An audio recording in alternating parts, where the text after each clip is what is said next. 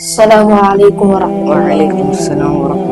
ഹബീബി, ഉറക്കത്തെ സംബന്ധിച്ച് മഹാന്മാർ കിതാബിൽ രേഖപ്പെടുത്തിയിട്ടുണ്ടല്ലോ, അതിനെ കുറിച്ചൊന്ന് വിശദീകരിച്ചു തരാമോ? അതെ, ഇമാം ജലാലുദ്ദീൻ സുയൂത്തി റളിയല്ലാഹു അൻഹു ഉദ്ധരിച്ചത് സുബഹിക്ക് ശേഷമുള്ള ഉറക്ക് ഐലൂലത്തിന്റെ ഉറക്ക്, അത് നമ്മളിൽ പലരും ഉറങ്ങാറുണ്ട്. ആ ഉറക്ക് ദാരിദ്ര്യത്തിന് കാരണമാകുമെന്ന് മഹാനവറുകൾ രേഖപ്പെടുത്തിയിട്ടുണ്ട്.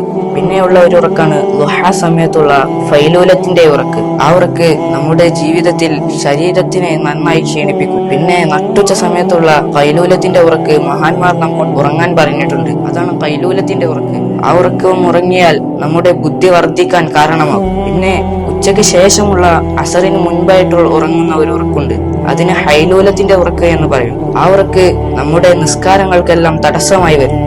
പിന്നെ അവസാനമായിട്ട് അസറിന് ശേഷമുള്ള വൈലൂലത്തിന്റെ ഉറക്കുണ്ട്. ആ ഉറക്ക് നമ്മുടെ ജീവിതത്തിലെ നാശങ്ങൾ ക്ഷണിച്ചു വരുത്തും. മാഷാ അല്ലാഹ്, വലിയ സന്തോഷം. പുതിയ അറിവുകൾ പഠിക്കാനും ജീവിതത്തിൽ പ്രാവർത്തികമാക്കാനും നാഥൻ തൗഫീഖ് നൽകട്ടെ. ആമീൻ. അസ്സലാമു അലൈക്കും വറഹ്മത്തുള്ളാഹി.